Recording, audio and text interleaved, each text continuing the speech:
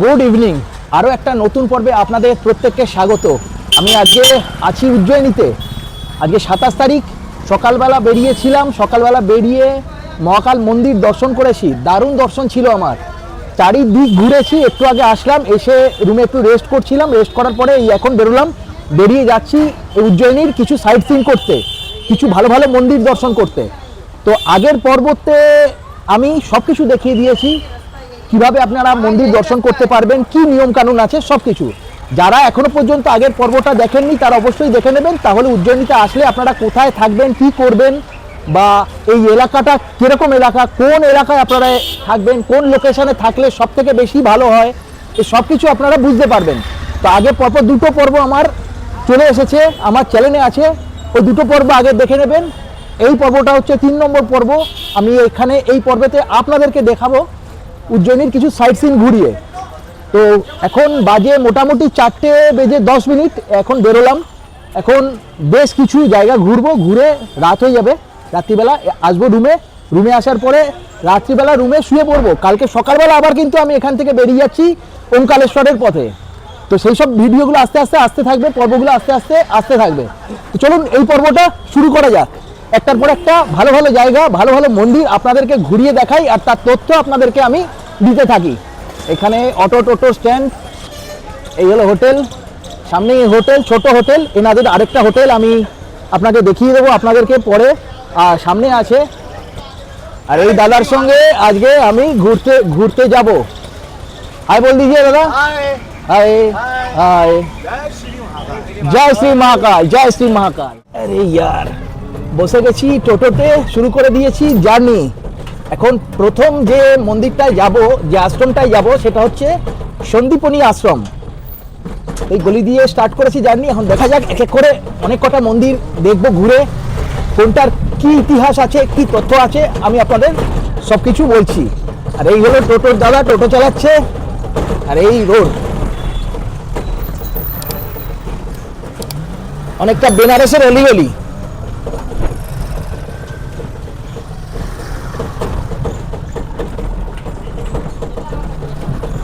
কালকে রাত্রিবেলা আলুর পরোটা খেয়েছিলাম এখানে ডিনারে, তো এত ভালো লেগেছিল না। তা লাঞ্চে কি করেছি, ওটাই নিয়ে চলে এসেছি রুমে।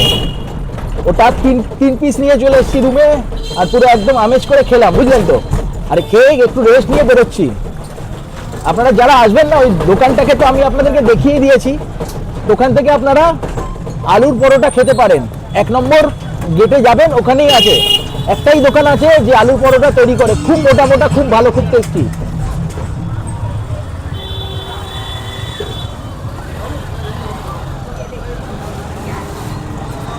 জ্যাম প্রচুর। এই যে রাস্তাটার ওপর দিয়ে যাচ্ছেন না, এই রাস্তাটা বলছে নেই সড়ক, মানে নতুন রাস্তা, এরকম কিছু একটা নাম আছে, জিজ্ঞেস করলাম। আর এখানে যে কটা দোকানপাট দেখতে পাচ্ছেন, সেই সব দোকানপাটই ইলেকট্রনিক দোকান, মানে অ্যাকচুয়ালি এটা হচ্ছে ইলেকট্রনিক মার্কেট।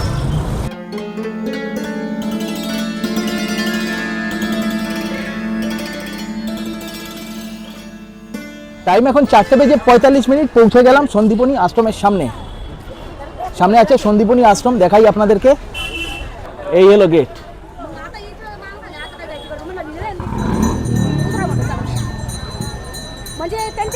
সন্দীপনী আশ্রম।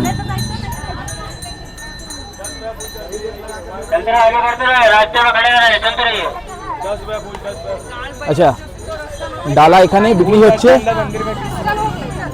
মন্দিরে যদি ফুল দিতে হয় তাহলে 10 রুপিয়া করকে না, 10 রুপিয়া করকে।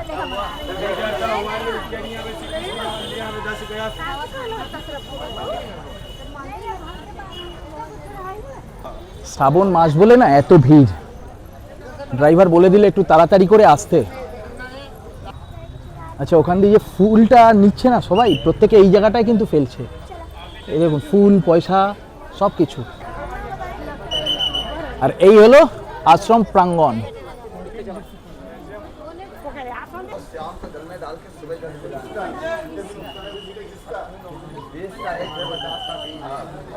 সামনে আছে নন্দী মহারাজ, আর ওদিকে বোধহয় শিবের মূর্তি।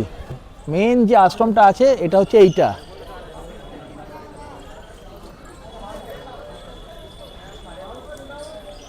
এই আশ্রমের সামনে একটা রেপ্লিকা, বলতে পারেন গণেশের রেপ্লিকা, আর এই হলো আশ্রম।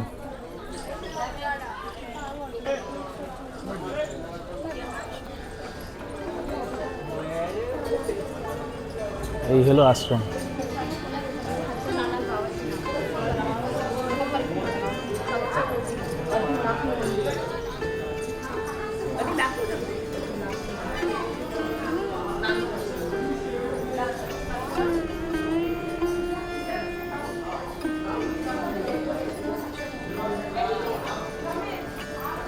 কি দারুণ!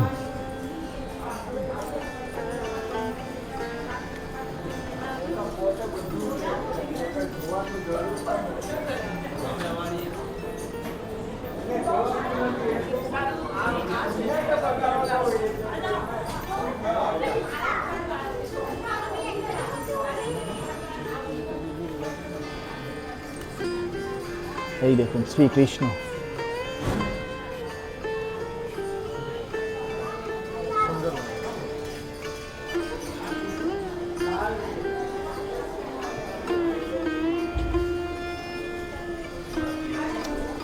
আশ্রমের ভেতরটা কিন্তু অনেক বড়, বিভিন্ন ছবি আঁকা, পৌরাণিক কাহিনী দেখুন।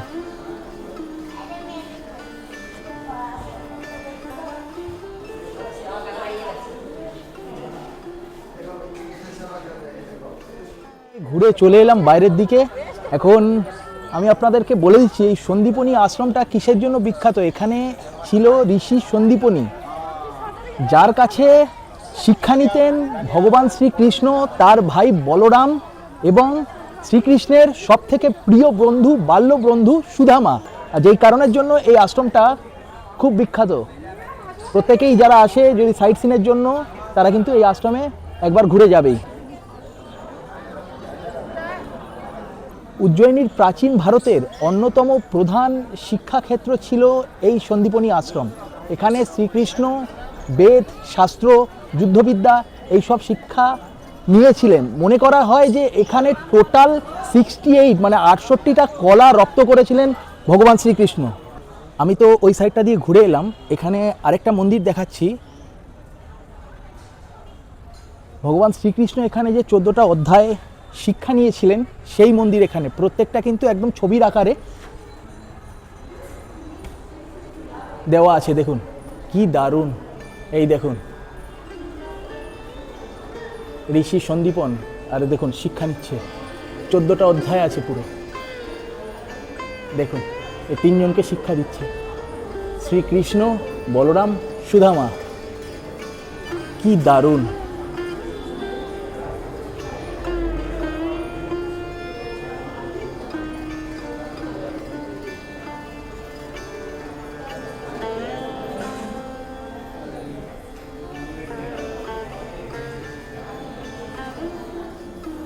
প্রত্যেকটার গায়ে কিন্তু লেখা আছে, এটা দেখুন অ্যাস্ট্রোনমি।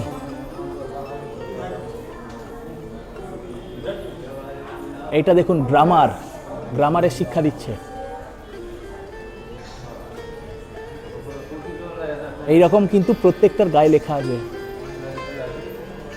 দারুণ!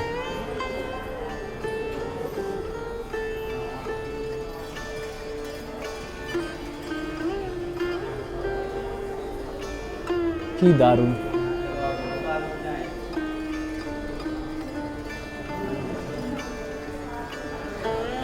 সময় যদি থাকে না, একবার এই আশ্রমে 1-2 ঘন্টা কাটিয়ে যাবেন। তার কারণ হচ্ছে কি, আপনারা খুব ভালোভাবে বুঝতে পারবেন যে কোন 14টা অধ্যায়, আর 14টা অধ্যায় শিক্ষা নেওয়ার পরে তারপরে আস্তে আস্তে কোথায় গিয়েছিল এই সব গল্পগুলো। দারুণ ছিল, দারুণ। তো এখন বেরিয়ে যাব এখান থেকে, বেরিয়ে পরের কোনো জায়গায় যাব। এটা হচ্ছে আসারাম বাবুর আশ্রম। আসারাম বাবু,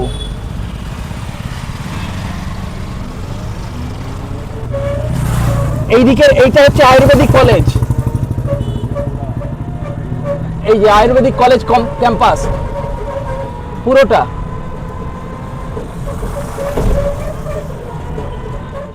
এখন বাজে প্রায় 5টা, চলে এলাম মঙ্গলনাথ মন্দিরের সামনে।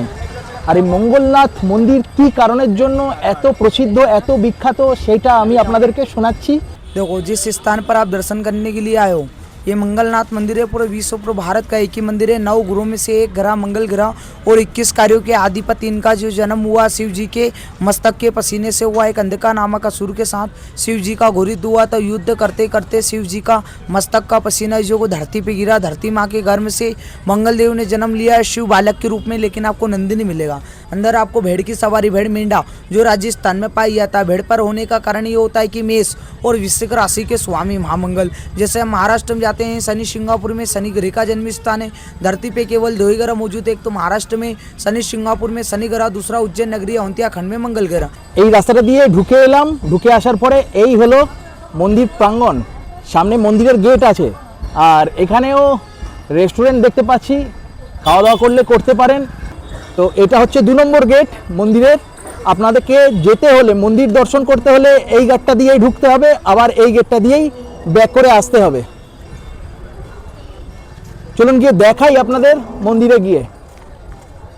ये है ना मूल मंदिर, मंगलनाथ मंदिर।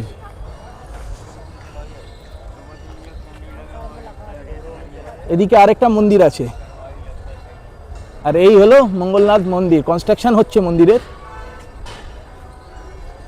শিপ্রা নদীর পাশেই অবস্থিত এই মঙ্গলনাথ মন্দির কিন্তু মঙ্গল গ্রহের জন্মস্থান বলা হয়।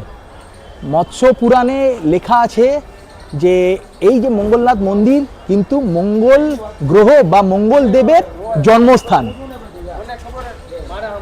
আর আপনাদেরকে একটু শিপ্রা নদীটা দেখিয়ে দিই, তারপরে উপরে যাব, মন্দির ঘুরিয়ে দেখাবো। এই হলো মন্দির, ওই সাইডটা থেকে এলাম।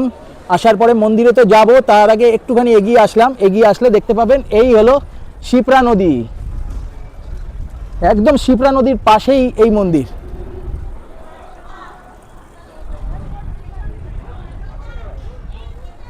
তো এখন মন্দিরের দিকে চলে যাই। এই মন্দিরে যেতে গেলে কিন্তু আপনাকে দোতলায় উঠতে হবে, ঠিক আছে? আর বিভিন্ন যে পুরোহিতরা আছে তারা হচ্ছে নিচে বসে আছে, তারা কিন্তু আপনাকে বলবে যে পুজো করিয়ে দিই। আমার দরকার নেই, আমি তো দর্শন করতে এসেছি, দর্শন করব, চলে যাব। আর এই দেখুন শিপ্রা নদী, আর এই হলো মন্দির প্রাঙ্গণ। ক্যামেরা মনে হয় না অ্যালাউ আছে, যদি অ্যালাউ না থাকে তাহলে আমি আপনাদের সঙ্গে কথা বলতে পারবো না।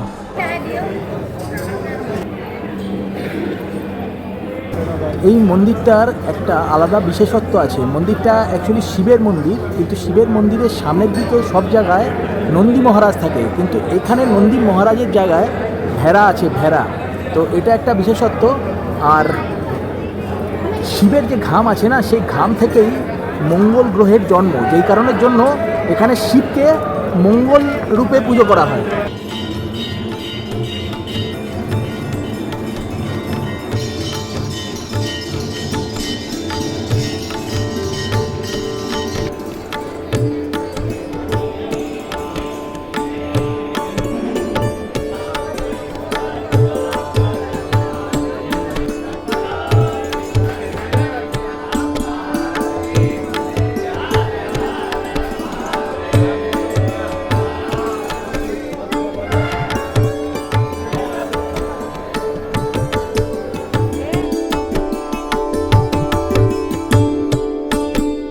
হয়ে গেল আমার মঙ্গলনাথ মন্দির দর্শন করা। বেরিয়ে যাচ্ছি এবার পরের গন্তব্যের দিকে।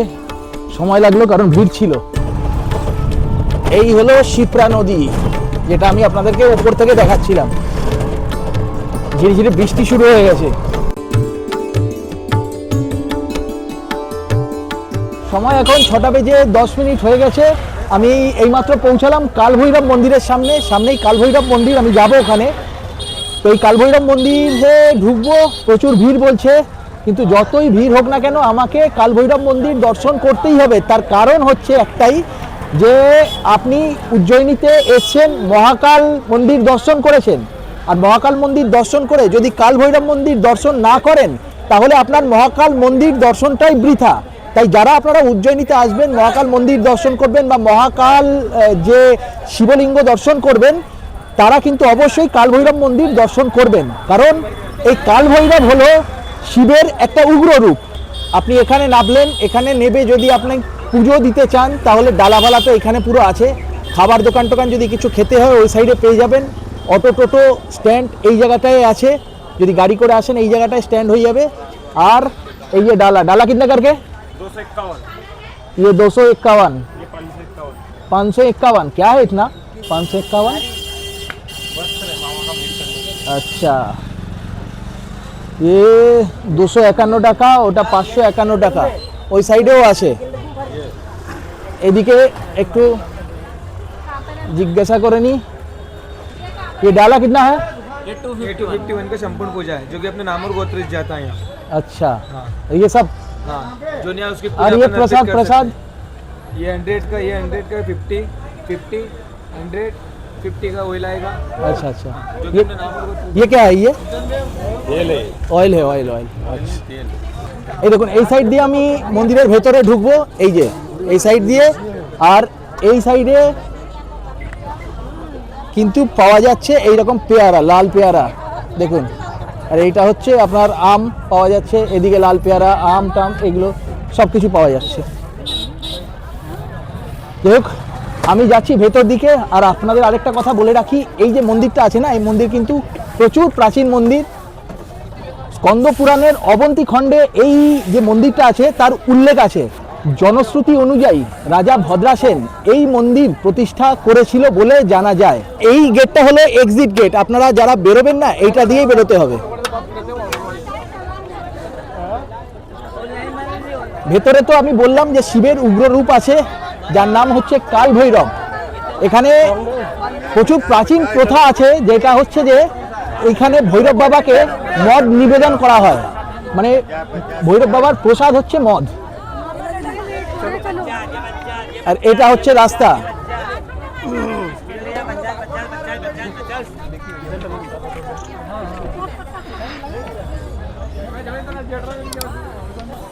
अंदर बहुत भीड़ होगा अभी। আপনারা যারা শর্টকাটে মন্দির দর্শন করে আসতে চান, শর্টকাট বলতে আপনারা যারা তাড়াতাড়ি মানে ঢুকবেন আর সঙ্গে সঙ্গে হয়ে যাবে, তারও ব্যবস্থা আছে, কিন্তু তার জন্য টাকা পয়সা খরচা করতে হবে। 500 টাকা লাগে এক একজনের জন্য।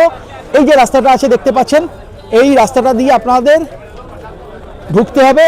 তাড়াতাড়ি একদম শর্টকাটে মন্দির দর্শন করবেন, আবার বেরিয়ে চলে আসবেন, কোথাও কোনো লাইন দিতে হবে না যদি আপনারা 500 টাকা খরচা করেন।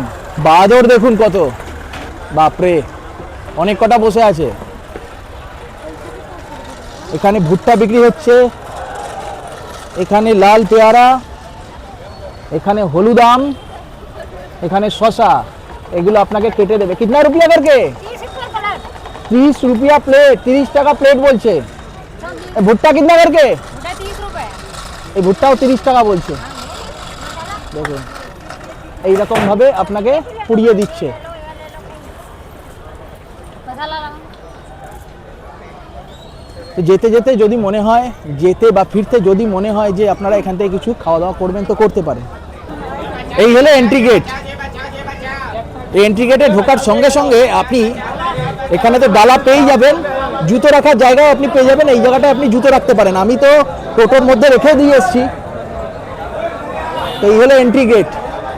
অনেকেই যাচ্ছে, অনেক দোকানপাট আছে, অনেক দোকানপাট।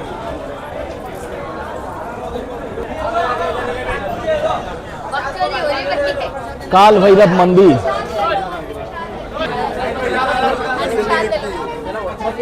भैया भैया आंटी प्रसाद ले लो।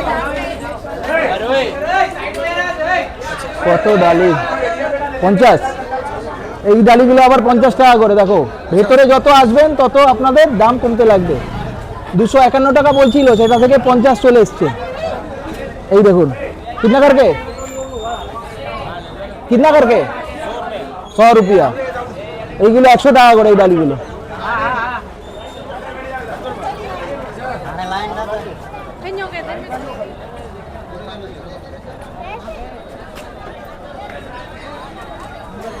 দোকান কিন্তু প্রচুর।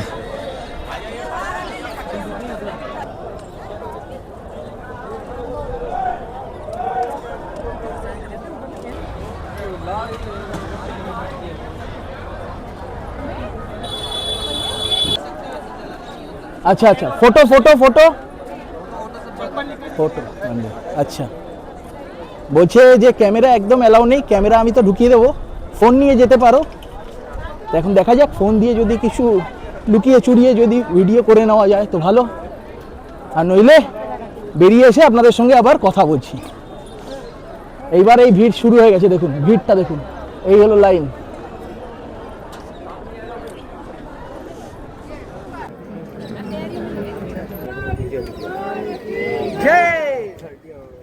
बोलो मेरा बाबा की जय, सच्ची सरकार की जय, सारे के सारे की जय।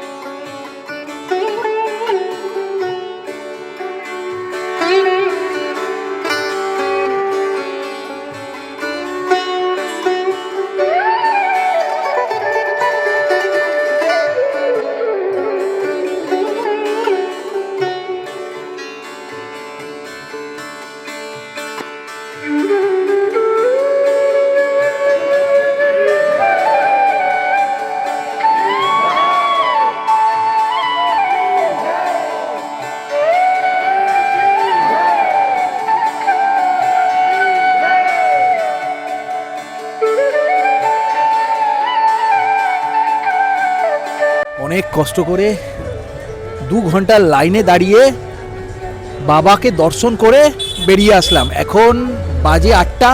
এখন এখান থেকে আমি বেরোবো, বেরিয়ে আরও কিছু জায়গা আছে দেখার, তো সেইগুলো দেখব। এখানে যে বাজে জিনিসটা লাগলো সেটা হচ্ছে যে এরা ভিআইপি দর্শনের জন্য তো 500 টাকা করে নিচ্ছেই, অনেক বেশি টাকা নিচ্ছে, সেসব ঠিক আছে, কিন্তু প্রবলেমটা যেটা হলো যে আমরা যত পুণ্যার্থী আছি সবাই দাঁড়িয়ে আছে 2 ঘন্টা ধরে, কেউ 3 ঘন্টা ধরে দাঁড়িয়ে আছে। আমার সময় লেগেছে 2 ঘন্টা।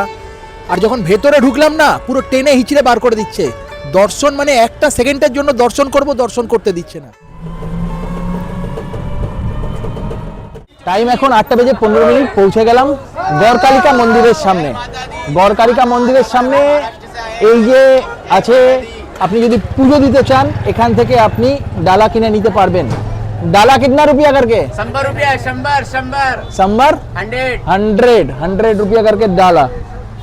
ये डाला 100 रुपीज का है। माता को 100 টাকা। माला चढ़ता है मुंड 100 रुपए। আচ্ছা, এই মালা মানে এটা হচ্ছে লেবু দিয়ে তৈরি মালা, 100 টাকা বলছে, আর ডালা 100 টাকা বলছে। তো সামনে আছে মন্দিরের গেট, মন্দিরে ঢুকবো তার আগে আমি আপনাদেরকে একটুখানি বলে দিই এই গড়কালিকা মন্দির কিসের জন্য এত প্রসিদ্ধ। কথিত আছে মহাকবি কালিদাস এই গড়কালিকা মায়ের কাছেই তার অসাধারণ জ্ঞান সমৃদ্ধ লাভ করেছিল, আর যেই কারণের জন্য এই মন্দির এত প্রসিদ্ধ। আর সেই কারণের জন্য বিভিন্ন ছাত্রছাত্রীরা, বিভিন্ন যারা পড়ুয়ারা এই গড়কালিকা মাতার কাছে আসে, এসে তাদের জ্ঞান লাভের জন্য প্রার্থনা করে। তো চলুন এবার ভেতরের দিকে ঢুকি। এই হলো গেট।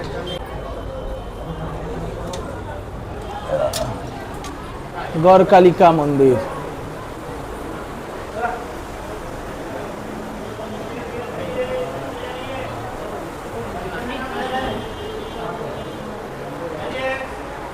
এই গেটটা দিয়ে ঢুকলাম, এই যে ঢোকার পরেই দেখতে পাবেন এই রকম দুটো প্রদীপ স্তম্ভ। এই একটা প্রদীপ স্তম্ভ আছে, ওই সাইডে একটা প্রদীপ স্তম্ভ আছে। আর মন্দিরের ভেতরেটা ঢুকবই, তার আগে এই ঢোকার মুখ এইটা, আর তার আগেই আপনি দেখতে পাবেন এখানে এই রকম একটা বড় একটা রেপ্লিকা করা আছে, সিংহের একটা রেপ্লিকা, ঠিক আছে। আর এইটা দিয়ে মন্দিরের ভেতরে ঢুকতে হবে আপনাকে। এই হলো, ঢুকে পড়লাম, এই ঢুকে পড়লাম, আর এই হলো মন্দির।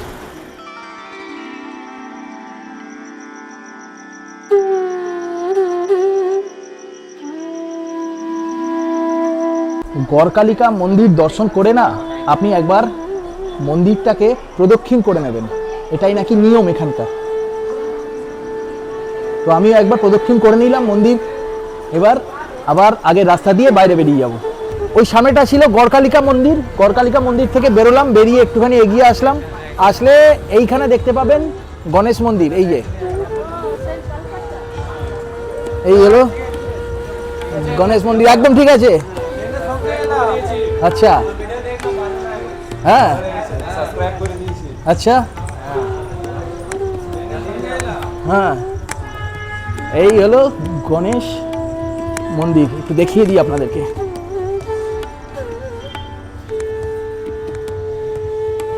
দেখুন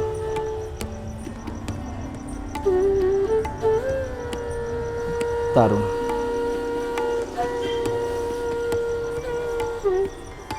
कहाँ है गाड़ी आपका? अंदर। चलिए चलिए। अभी कहाँ जाना है? क्या गुफा?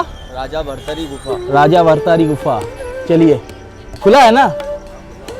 चलिए चलिए। 8:27 এখন টাইম, অনেকটাই রাত হয়ে গেছে। পৌঁছে গেছি ভরতারি গুফার সামনে। ভরতারি গুফা যে ইতিহাসটা আছে সেটা আমি আপনাদেরকে একটুখানি জানিয়ে দিচ্ছি। বিক্রমাদিত্যের ভাই ছিল ভরতারি, তিনি এই গুফাতে তার তপস্যা চালিয়ে গিয়েছিলেন, বহু বছর তপস্যা চালিয়ে গিয়েছিলেন, সাধনা চালিয়ে গিয়েছিলেন এবং পরবর্তীকালে এই গুফাতেই দেহত্যাগ করেছিলেন। তো সেই গুফাই দেখতে যাচ্ছি, নাম হচ্ছে ভরতারি গুফা। অনেকটা নিচে যেতে হবে গুফা দেখতে গেলে, কিন্তু আমি জানি না এখন কি হবে, কারণ অনেকটা রাত হয়ে গেছে বলে গুফা বন্ধ করে দিতে পারে। বাপরে,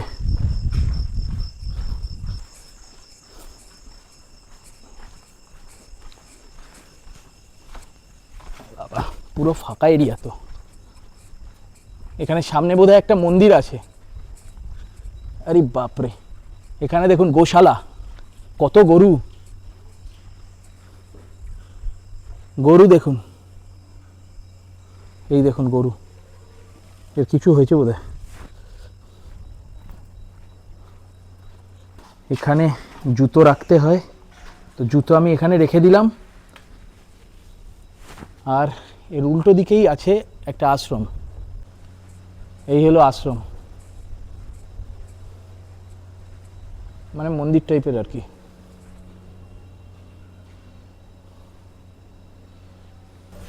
কেভ এন্ট্রি, মানে এটা হচ্ছে ভরতারি গুফা যাওয়ার রাস্তা।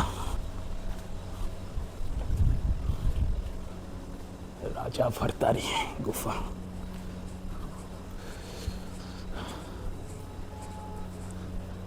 একদম ফাঁকা হয়ে গেছে।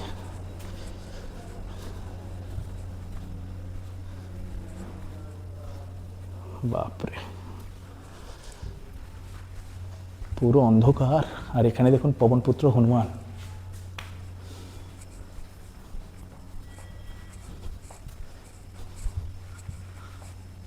এখানে একটা শিবমূর্তি, মানে শিবলিঙ্গ।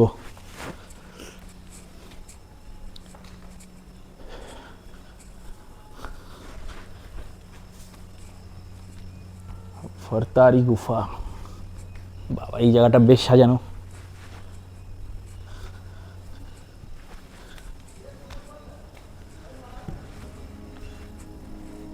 এই জায়গা, এটা থেকে এবার আমরা এই যে গুফা, গুফা নাম্বার 1।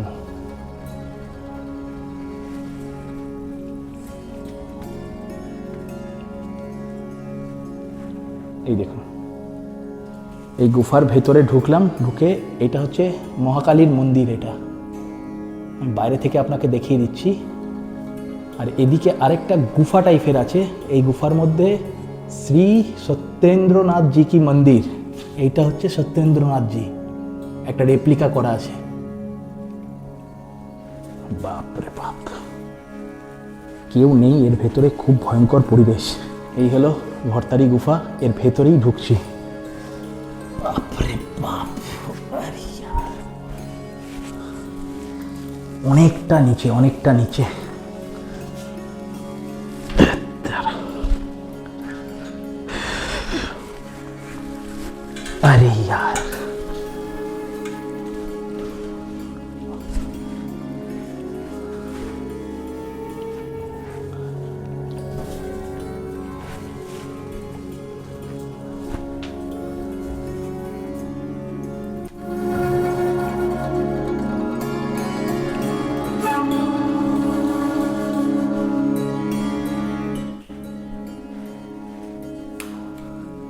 এই হলো ভরতারি গুফা। ভেতরে এত ধুনো দিয়েছে না, একদম তাকানো যাচ্ছে না।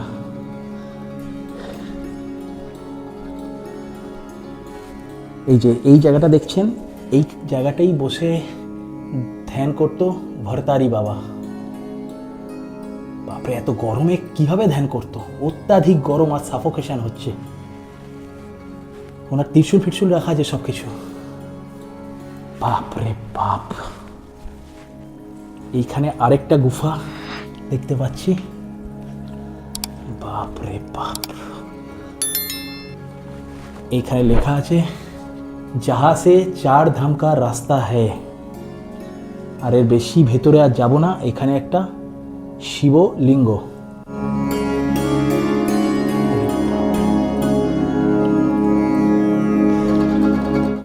অত্যাধিক গরম আর অত্যাধিক কিন্তু সাফোকেশন হচ্ছে ভেতরে। আপনাদের যাদের শ্বাসের প্রবলেম আছে না, তারা এই জায়গায় না আসাই ভালো, আমি রেকমেন্ড করব। তো এখন আমি বেরিয়ে যাচ্ছি। বাপরে বাপ। আরে यार,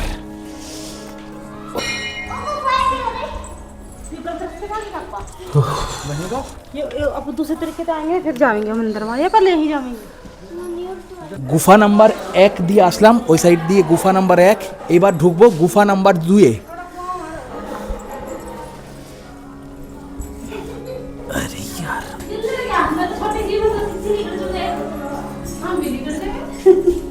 এই হলো গুফা নাম্বার 2।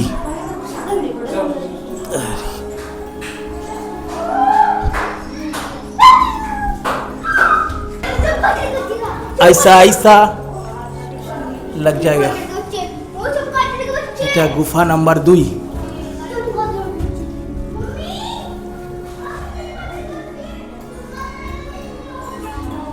এখানে একটা শিবলিঙ্গ আছে।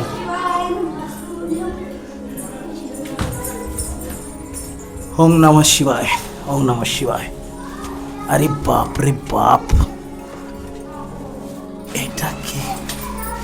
আচ্ছা, এখানেই শেষ गुफा नंबर 2 ভেতরে। এখানে এই শিবলিঙ্গ। आ जाइए, ऐसा ऐसा करके आ जाइए सब, मुझे जाने दीजिए। अभी बाहर रहो भाई, बाहर रहो, बाहर रहो। भीड़ होगी वहीं रहो अभी। रुको ना हमको निकलने दो ना, निकलने दो। अरे दम बाबा निकलने दो ना पहले। ऐसा ऐसा करके सब निकल जाओ। अरे बाप रे, पीछे नहीं चलेंगे वापसी।